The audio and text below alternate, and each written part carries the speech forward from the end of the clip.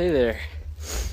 Hey, so I just went on a little run, and I think for my first video, I'm just going to show a little bit about a flint striker, maybe some techniques and tricks that I've learned as I've been practicing it. I also share some natural materials you can use too if you don't have a magnesium stick. And yeah, so just out here in the back hills,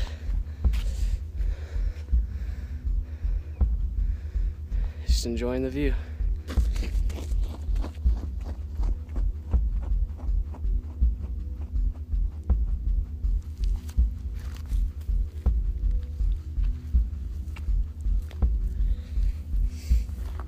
Okay, so found this pretty nice spot right here, just in front of these two juniper trees, and yeah. So you see me? I'll go ahead and show you my ferro rod set.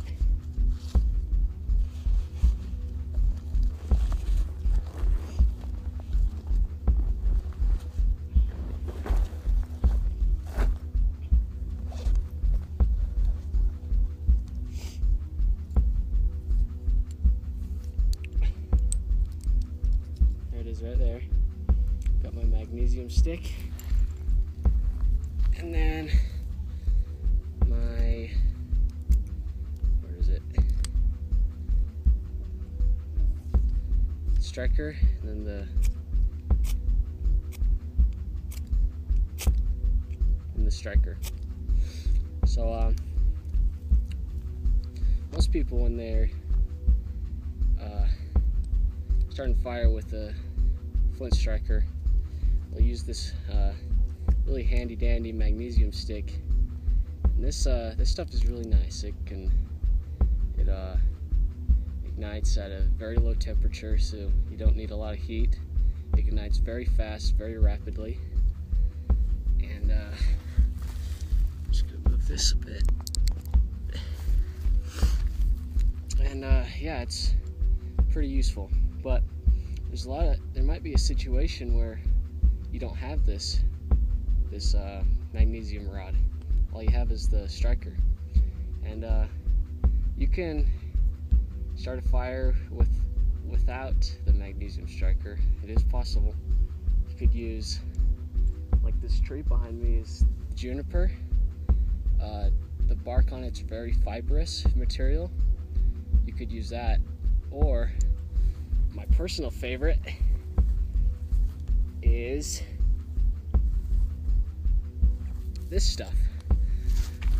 This is called fat lighter, and I don't know if you could see it, but it's very red in color.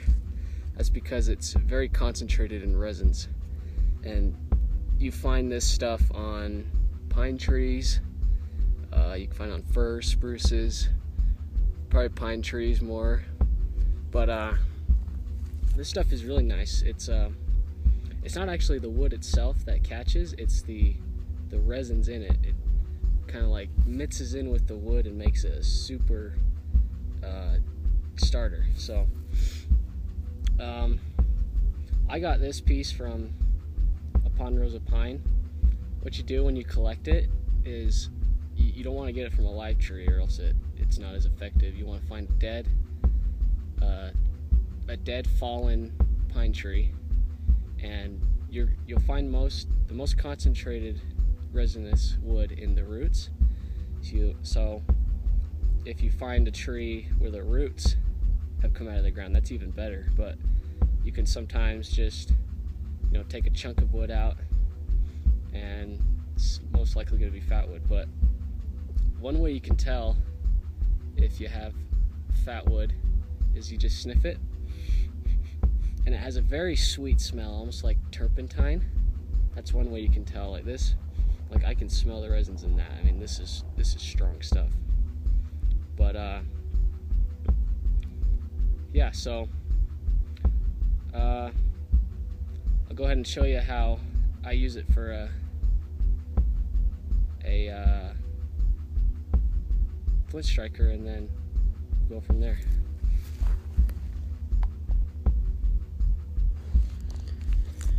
Alright guys, so I got this pretty nice flat rock right here. It's a little damp, kind of wet, but I think it'll work out. So where did that, oh here it is. Okay, so I'm just gonna, what I'm gonna do with this is I'm just gonna start shaving little tiny shavings off onto this rock, and that's what I'm gonna use to throw the sparks at. So just take my striker, or you could use a knife or anything really. Just kind of go ahead and start scraping this stuff off.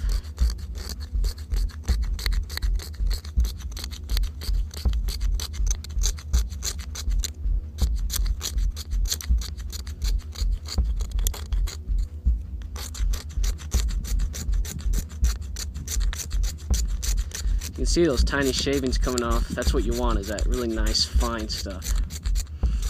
As soon as we get a big enough pile, we'll be able to start throwing sparks at it.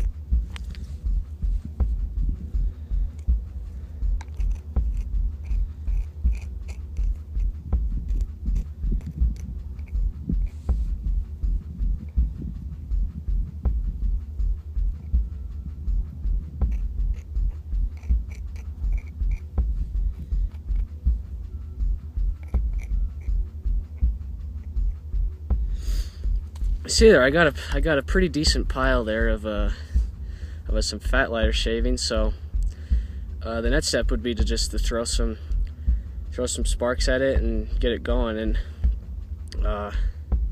you'll see in a minute how nice this stuff is. I mean, like, one really cool characteristic I like about it is the resins in the wood make these shavings sticky. So when you go to form a little pile like this, they stick together and they don't really separate as easy as you would with just regular wood shavings. So that's pretty nice.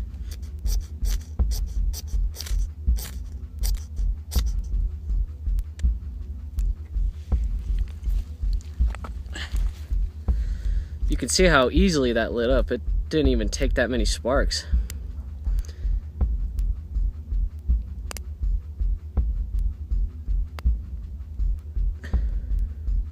I don't know if you can see it too, but it's producing black smoke, so that's another sign that you got the right stuff, the right fatwood.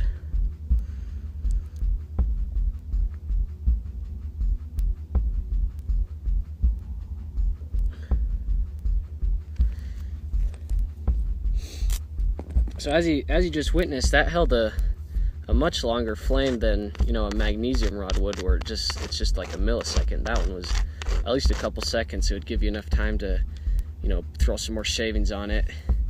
It's not as fast as just using a regular magnesium stick. So in a way, this fatwood has more benefits than a regular magnesium rod. So there you have it, folks, fatwood. So just a couple things, a couple of pointers on this. I got this piece from a ponderosa pine, but you can get it from any pine. I just prefer ponderosa because they're, I guess, more resinous.